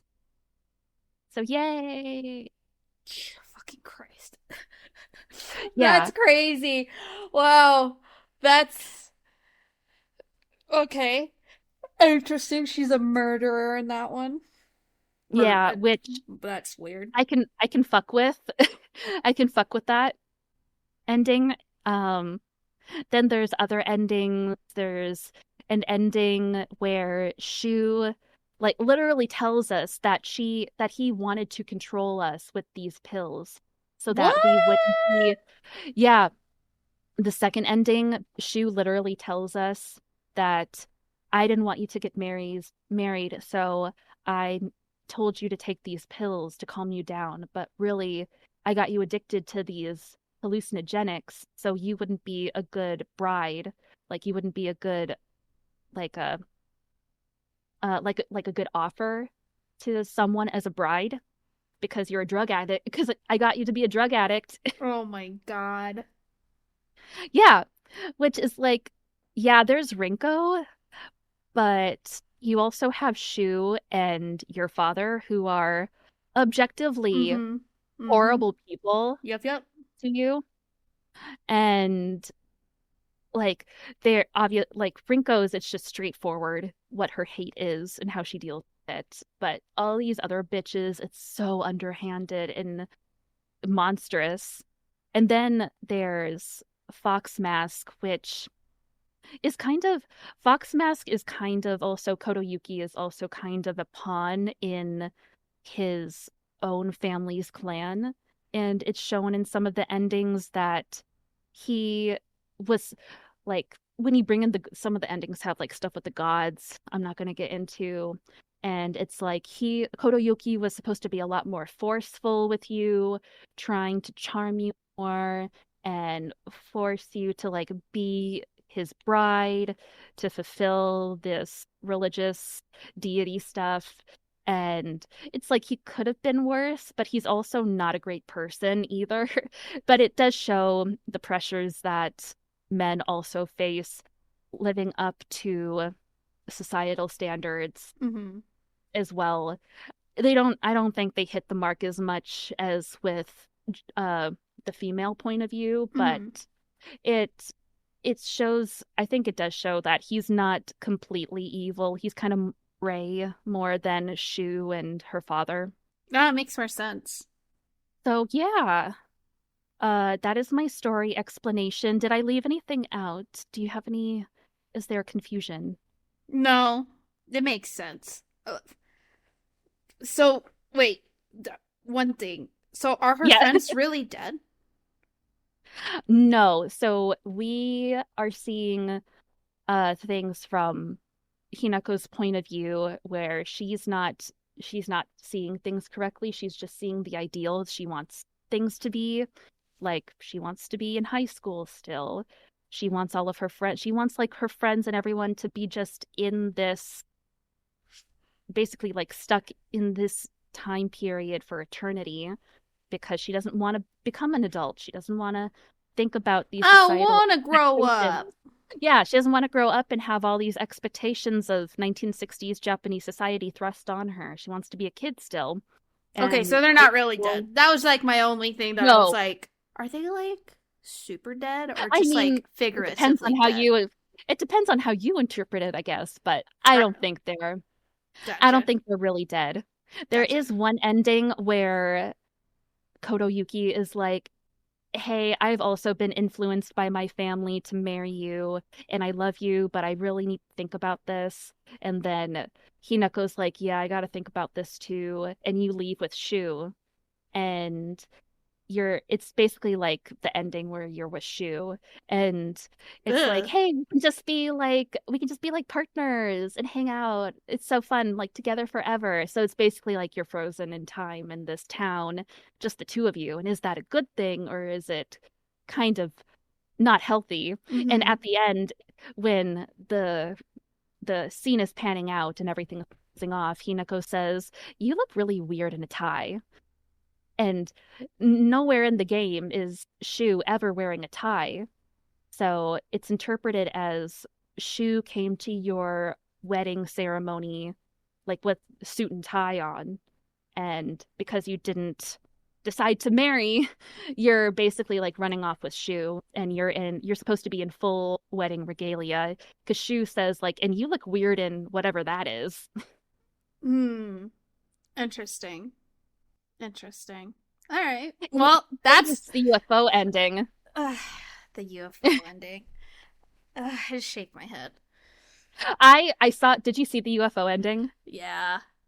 I would have guessed that it was an American interpretation of like an over exaggeration of what anime is. But it's obviously meant to be funny and an over Mm-hmm. exaggerated ending in the first place, which I liked like the extra characterizations for the friends and Mm-hmm. everything and fleshed them out just a little bit more, which was nice. Yeah. Um but yeah, that was kind of like a weird ending, but It it's meant to was. be. Yeah, it's they're all the UFO endings are absolutely fucking weird, but they're comedic, like you said. So Yeah. so what did how did you feel when you finished the game? Like other than confused, like how did you feel playing the game? Like let's talk game mechanics and that if you're done with the story. Okay. Okay, so the game mechanics, it was very interesting because you're so used to, first of all, when I was playing the game, I was like, just, just my thought came out of nowhere, like, man, this would be so much easier with a gun. With a gun. But in 1960s Japan, you're obviously not going to have a gun as a supposedly a high schooler. But then I was like, yeah, all the other Silent Hill games have guns at some point. But not this one. It's all up close and personal. Um, but I thought the so fighting mechanics are always frustrating with Silent Hill games because they're supposed to be on instinct because you're just a random person. You're not like a fighter. Mm-hmm. You're like our endurance, Hinako's endurance is low and like her stamina is low and uh it's I thought it was good. It's frustrating at times because when you lose all of your stamina and then you just gotta like stand there while she collects her stamina and I'm like, come on, someone, this monster's attacking me. Hurry up, Uh breathe faster. I know, I'm like, you're on the track team. You have more stamina than this. Well, I guess it makes sense now because she's actually 20 and not on the track team. Um, but I liked it just fine compared to like Silent Hill 2 remake because I'm just going to compare it to that because it's the last game that came out from the franchise. Um, I hate hated that the weapons have durability. That to me is crazy. I hate soul like when I play Souls games, I mod them so that durability it doesn't exist cuz I like that was the one thing I hated about Breath of the Wild is weapon durability. Fucking piss off. Like yes, probably exists IRL. Guess what? This is a video game. Fuck you and fuck off with that. It's such an annoying mechanic in any fucking game. And the fact that they put it in a Silent Hill game, mind boggling to me. No, but there are other Silent Hill games that do have weapon durability. Ew. And you want to know the ones that do have it are Silent Hill Origins and Silent Hill Downpour, two of the worst of the Silent Hills, Yeah. I think. So it's like, why would you take a mechanic from some of the worst games out of the franchise and put it in this one? I don't know. I don't know, man. Sounds like It's ass. I do not. And it's like when you get a toolkit, it only restores like what, 50%? It doesn't even restore the durability to 100%. The weapons break so easily. And I didn't even have the game on hard mode. Bloody Christ. That's no thanks.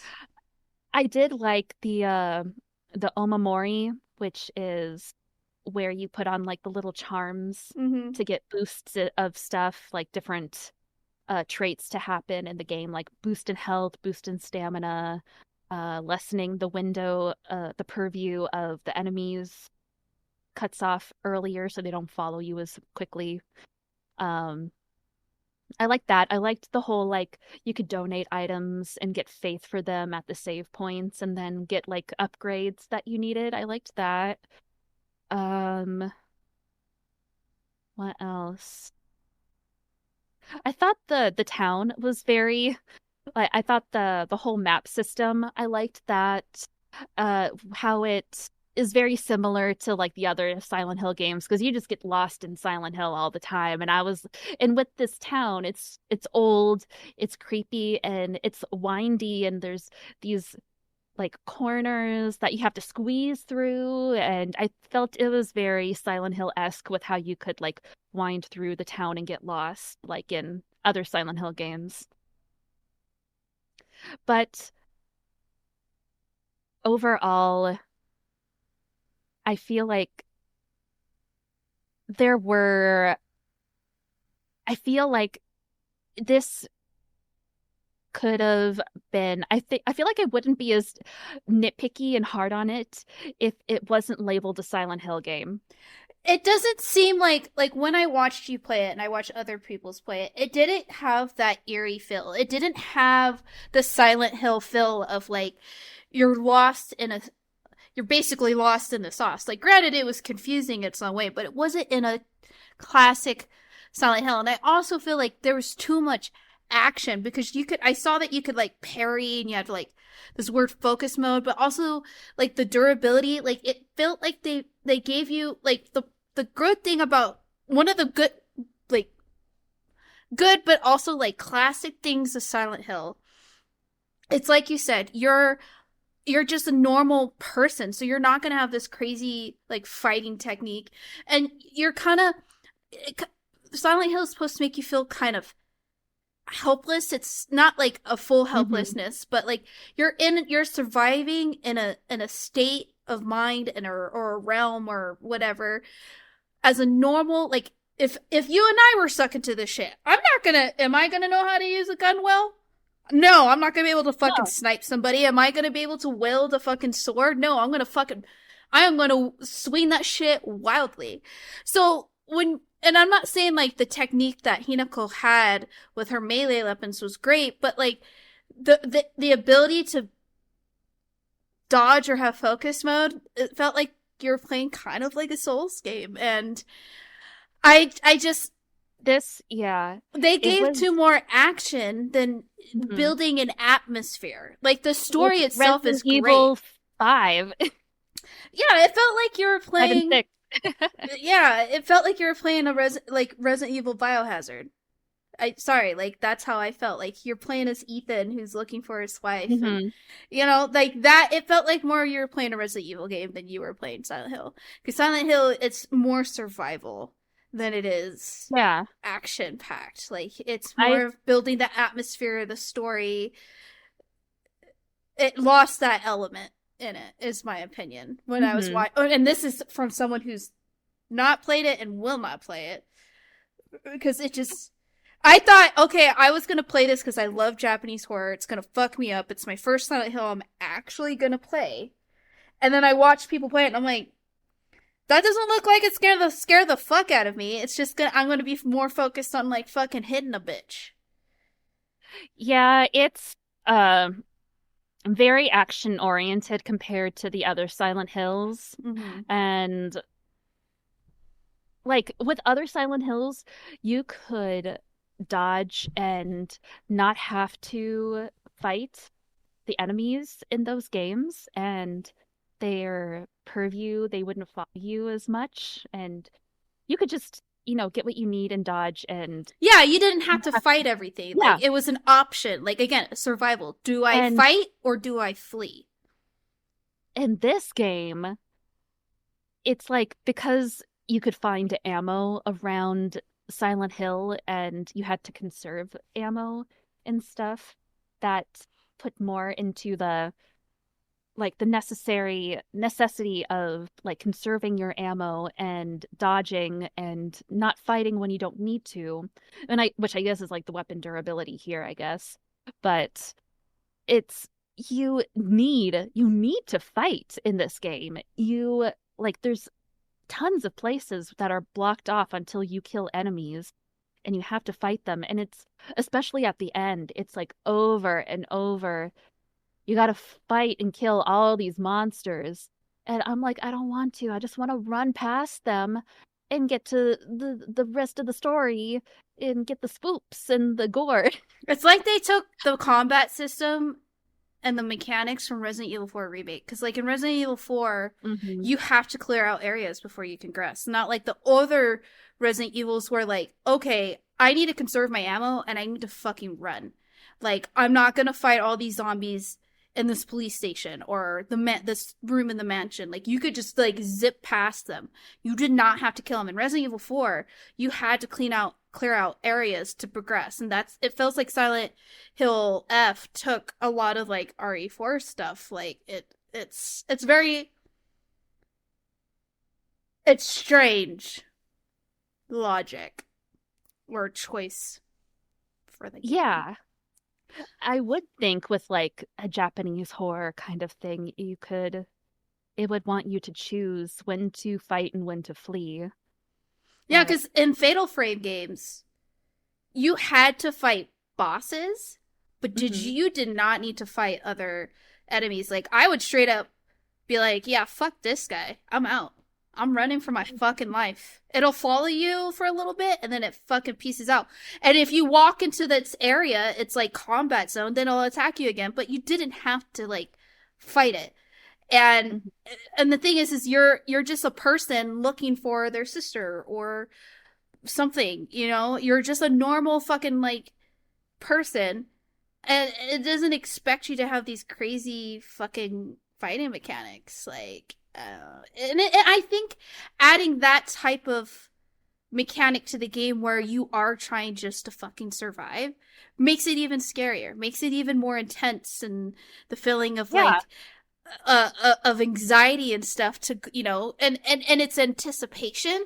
Like I just felt like with Silent Hill F there is no anticipation, there is no intensity or anxiety. You're just like I mean you have an anxiety, but it's not the anxiety that you want, right? It's the anxiety of like, well, I Hmm. got weapon durability, my pipe's about fucking ready busted, and I'm sorry, anyone who's been hit with a steel pipe or seen a steel pipe or held a steel pipe and you hit a fucking bitch in the head like 18 times does not, that steel pipe ain't gonna fucking bend like that.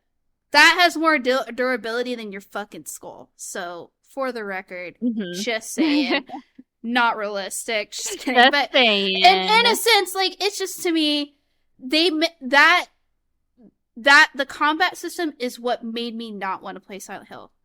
I was like, I'm not playing Silent Hmm. Hill. I'm playing Silent Hill to be fucking scared.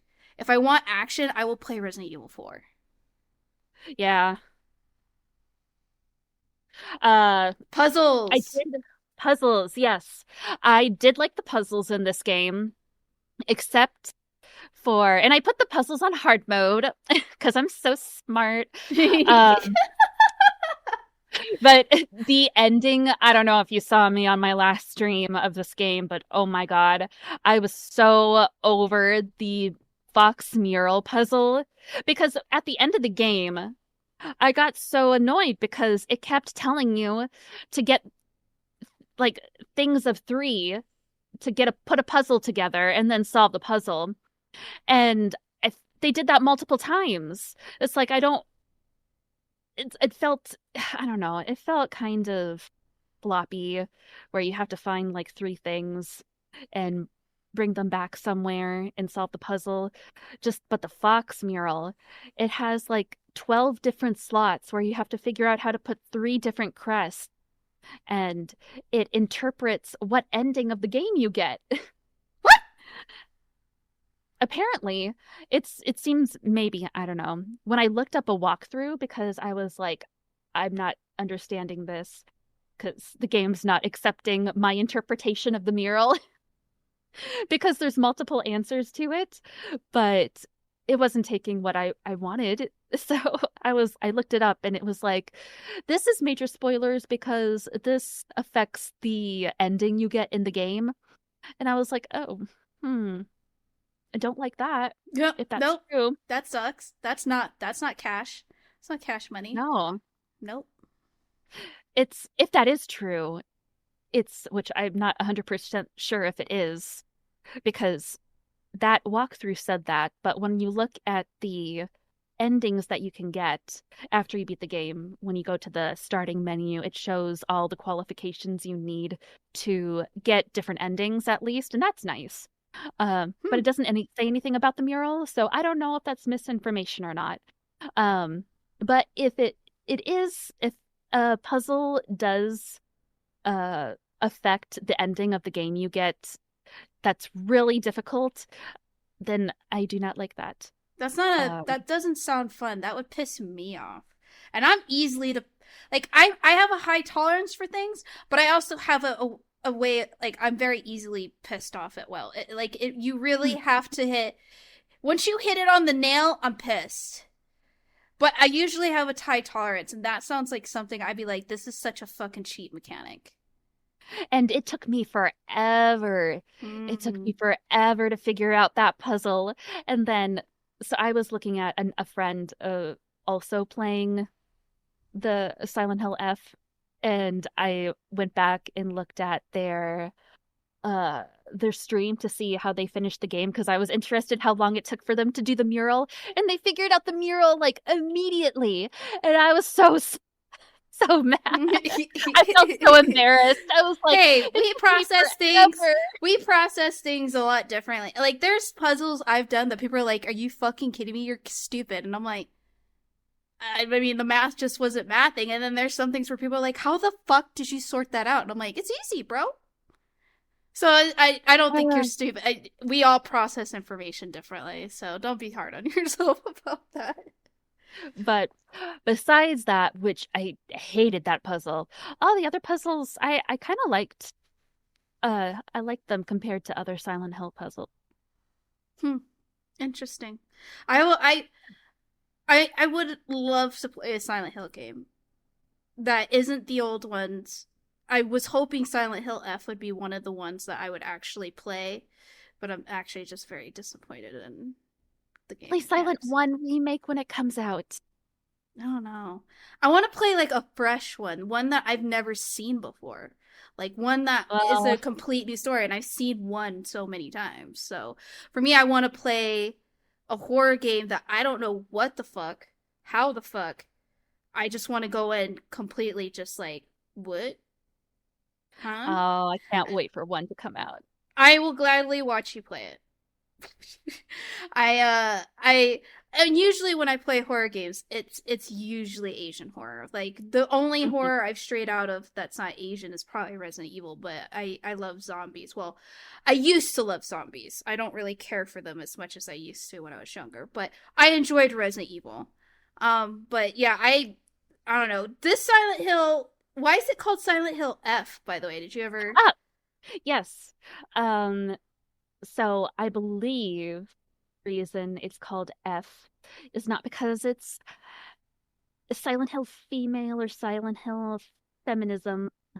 Um, it's apparently the S stands for forte or fortissimo, which is a musical note. That's what I thought it was. I thought the way the font is for that is that it's from sheet music. Yeah, so I think my opinion on the interpretation of that is because forte means loud and fortissimo means very loud. So I think it has to go back to the symbolism of like the kakimashi, where women are labeled as loud, noisy, boisterous. Mm-hmm. And also another way to interpret it is that Hinako is trying to find peace within herself and quiet and figure her whole self out, what she wants to do with herself and her life and her direction. And when the enemies come into the game, when you encounter monsters, it's very loud. It's very loud Mm. everywhere. And I Okay. think she's trying, when you get to the end of the game, I think Hinako's just wants the quiet, and her life is just full of loudness from all sides coming at her. It makes sense. That actually makes so much sense. Interesting. Well, Um, that's a lot to unpack. Holy shit. yeah. Another, I will say, like the enemies in the game, the general enemies, I would give like a seven, a 7 out of 10 for like enemy design and symbol and meaning. I think a lot of the enemies are very well thought out. Some of them not so much, but I think I like a lot of them. Not not so much as Silent Hill 2 and their symbol, but Silent Hill 2 things are fucking. They gave me the hibs, man. Major hibs. it's it's unfair to Compare.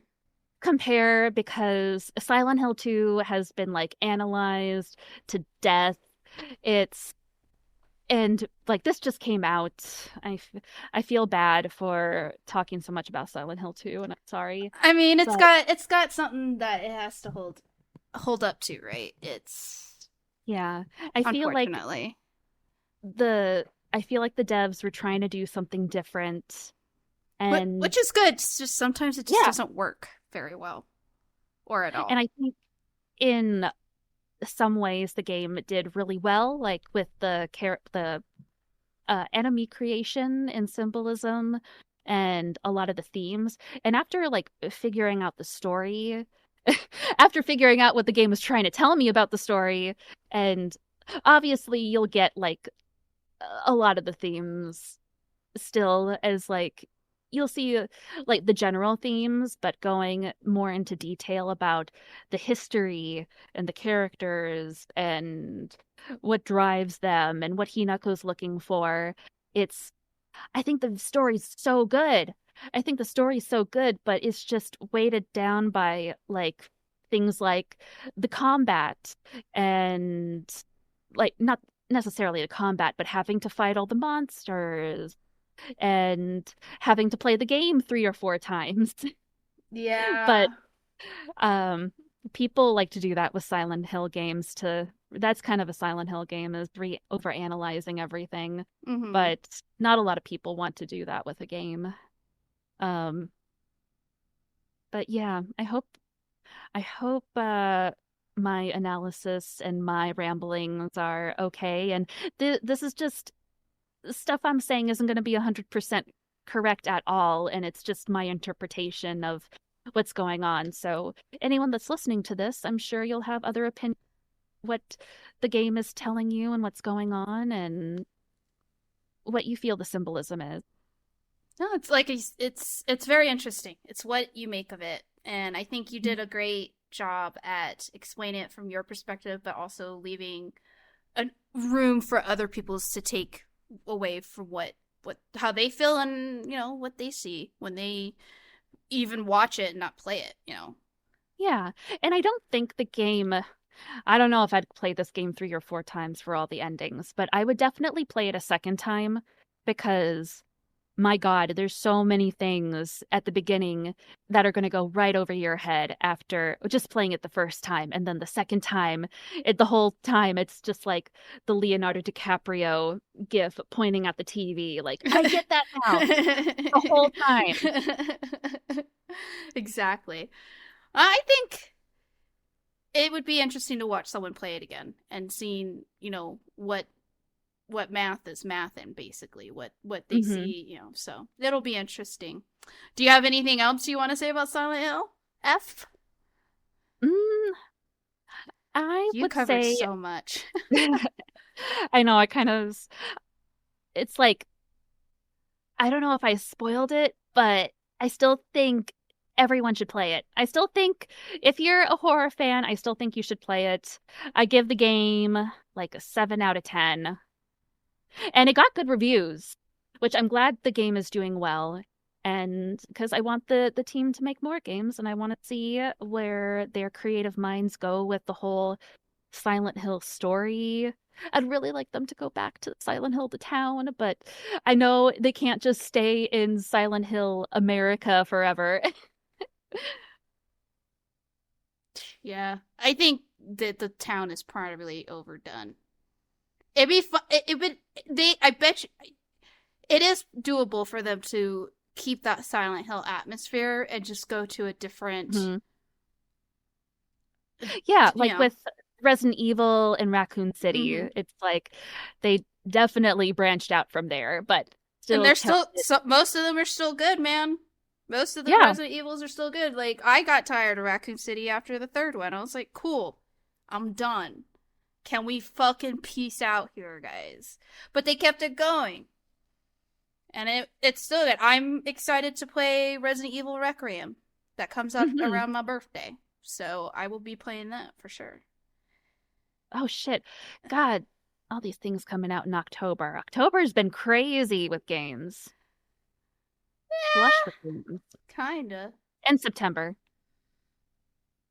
Only one game came out in the last few months that I've been enjoying. So that's all I have. Just like that's my but we have different tastes of different things we're looking at. But no, it's a lot of games have been coming out. It's just what are you more interested in? But no, I thought Silent Hill F was intriguing. It just lacked that survival, that anxiety, intensity that you get when you play the other Silent Hills, which is what makes it so good. But neither here nor it definitely, makes me want to play the other Silent Hills there. and this one more time. What ending do you think you'll go for? I want to go for the one that's like the quote-unquote true ending. And I didn't go into all the details about all the endings and the lore. So please, anyone that's listening, please play and discover it for yourself. Duly noted. All right, Tabby, I think that's everything unless you had anything else. Don't take drugs from your friends that they say are just for tension headaches. Definitely if they're white and red. Don't take white and red capsules. Don't take homemade drugs. Yeah, just don't take homemade drugs. Don't do drugs, kids, unless it's prescribed by your doctor. I'm not going to say anything to that, but just kidding. All right, thank you guys. We hope you enjoyed this episode on Silent Hill F. We will be back for another spoopy game that Tabby is going to be streaming. So go ahead to her channel from the show notes to check her out streaming a new game. I'm not going to say what it is. It's a nice little surprise. Yeah, but it's going to be fun. This is a little Spooktober couple of episodes, but we hope you enjoyed it, and we'll see you guys in the next episode. Bye. And that's a wrap on this episode of Tipsy Geeks Unite. Thanks for geeking out with us. We hope your drink was strong and your fandom stronger. Don't forget, you can find us on all major podcast platforms, now on YouTube as well. Whether you binge us in the car, at the gym, or during your next dungeon crawl, we're just a click away. Like, subscribe, and leave a review if you enjoyed the ride. It helps more adventurers find their way to our campfire. Until next time, keep your mana full, your opinions hot, and your geek flag flying. Cheers, nerds! Cheers, nerds!